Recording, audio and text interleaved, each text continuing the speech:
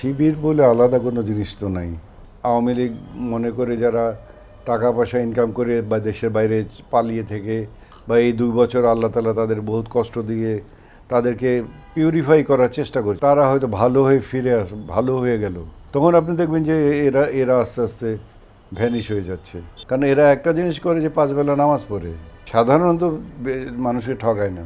একেবারে বেশিরভাগ যদি বলি তাহলে আপনাকে তো আমি বলবো যে ইবনে সিনার একটা ডক্টর কি খুব কম বাইরের একটা ডাক্তারের চেয়ে কম পয়সা দেখে? 1 পয়সা কমেও দেখে না। আপনি তো একসময় ঢাকা ইউনিভার্সিটির একজন উজ্জ্বল নক্ষত্রী বলা চলে। সেই ঢাকা ইউনিভার্সিটিতে এখন আমরা দেখলাম যে ডাকসু, যেটা শিবিরের জয় জয়কার অবস্থান, এবং শিবির বিভিন্ন কাজে লন্ডন এবং চীনের বিভিন্ন সফরে সেমিনারে যুক্ত হচ্ছে। এটাকে কিভাবে দেখছেন, বা আসলে ইন ফিউচার আমরা কি তাদের একটা রাজনৈতিক নেতৃত্ব শক্ত অবস্থান পাবো কিনা, কিভাবে মূল্যায়ন করেন? আমি যে প্রথমে আপনাকে বলেছি একটা কথা, যে শিবির বলে আলাদা কোনো জিনিস তো নাই, সবই এক, সবই একই Pattern। হাতে, আল্লাহ তাআলার হাতে গড়া মানুষ। ঠিক আছে, এখন মনে করেন যে যারা যারা আওয়ামী লীগ মনে করে যারা টাকা পয়সা ইনকাম করে বা দেশের বাইরে পালিয়ে থেকে বা এই 2 বছর আল্লাহ তাআলা তাদের বহুত কষ্ট দিয়ে তাদেরকে পিউরিফাই করার চেষ্টা করছে। আল্লাহ তাআলা তো মানুষকে সবসময় চেষ্টা করেন ভালো করার জন্যে। তারা হয়তো ভালো হয়ে ফিরে ভালো হয়ে গেল, তখন আপনি দেখবেন যে এরা এরা আস্তে আস্তে ভ্যানিশ হয়ে যাচ্ছে। কারণ এদের মধ্যে অনেক জিনিসের মধ্যেই এখন পর্যন্ত গোঁজামিল আছে। এদের মধ্যে ভালো গুণও যে কিছু নাই তা না।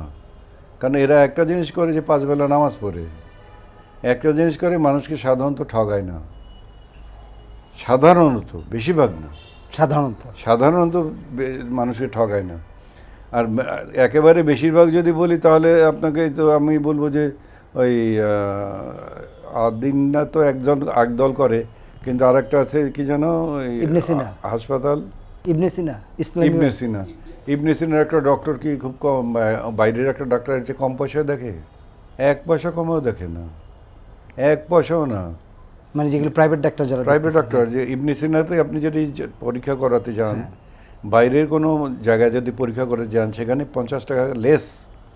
আপনি মুসলমান বলে বা আপনি মানুষ বলে সেটা তো করছেন, তাহলে মানুষ আল্লাহ তাআলা মানুষ, ইবনে সিনা কিন্তু তুলনামূলক কম খরচ, ওই যে টেস্টগুলো তো কম খরচ, সেটা তো ভিন্ন জিনিস।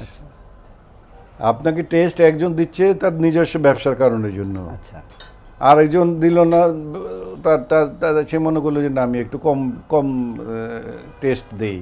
আচ্ছা, কিন্তু আপনার টেস্টের ভ্যালুয়েশন যেটা নিল, টাকা যেটা খরচ করলো, সেখানে তো আপনাকে এটা বলা হচ্ছে না যে টেস্ট ডাক্তারে দিয়েছে। ডাক্তার তো রোগ ধরতে পারেন, এই কাজেই বিলটা ডাক্তার দিয়ে দিবে। ডাক্তার কি রোগ ধরতে পারছে? না, রোগ ধরতে পারলো কে? ওই টেস্ট করার পরে। তাহলে ডাক্তার টাকা নেবে কেন? টেস্টে যে লোক ডাক্তার তাকে দিবে, 3 ভাগে 2 ভাগ দেখ বা অর্ধেক দেখ, যা খুশি যাই দেখ সে দিবে, সে দিয়ে নিয়ে এসে দেখলো, প্রেসক্রিপশন করবে, আমার কাছ থেকে টাকা নেবে। কিন্তু এই সব কথাগুলো বলা তো মিনিংলেস, অর্থহীন। এগুলো কখনো হবে না। যে জায়গায় হাত দেওয়া সে জায়গায় হাত দেবে না। বাংলাদেশের ডক্টরদের কারো ওই যাদের যা আছে সেই জায়গায় ভালো, যারা বেশি ভালো তাদেরকে বাড়ানো, আরও যারা ঠিক ততটুকু উদ্রূপ নয় তাদেরকে কমানো। এই যে স্ট্যাটাস যেটা, সেই স্ট্যাটাসটা কি আছে বাংলাদেশে? একজন ভালো ডক্টরও যে টাকা পায়, একজন সাধারণ ডাক্তারও সেই টাকা পায়। তাহলে কিন্তু আমি সিঙ্গাপুরে তো আমি দেখেছি, একজন বড় ডাক্তার যে টাকা পায়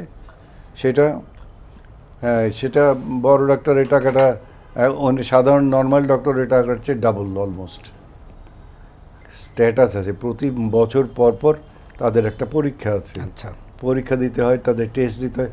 আমাদের এখানে কোনো মানে যে কোনো কাজই করুক, সেই কাজের মধ্যে আপনার কোনো আছে? মানে আপনি একজন স্কুলের টিচারই হলেন, ফুটবল প্লেয়ারই হলেন, এখানে মানে আপনাকে চেক করার জন্য যে ফিল্ডটা দরকার, যাদের যে একটা গ্রুপ দরকার, তদারকি করার জন্য যেটা দরকার, সেই তদারকি তো এই দেশে কখনো হবে না। তদারকি করবে দেশে যারা রাজনীতি করে, তারা যারা সবচেয়ে বেশি অশিক্ষিত, যারা সবচেয়ে বেশি কম লেখাপড়া করে, যদি জেলে যায় তাহলে পড়াশোনা করে। কাজে বাংলাদেশের সমস্ত রাজনীতিবিদদের জেলে পাঠানো উচিত 5 বছর করে। কারণ তাহলে জেলে গেলে 5 বছর পড়াশোনা করতে পারবে, তা নাহলে তারা জীবনে পড়াশোনা করবে না। এদের বেশিরভাগই পড়াশোনা করা ছাড়া।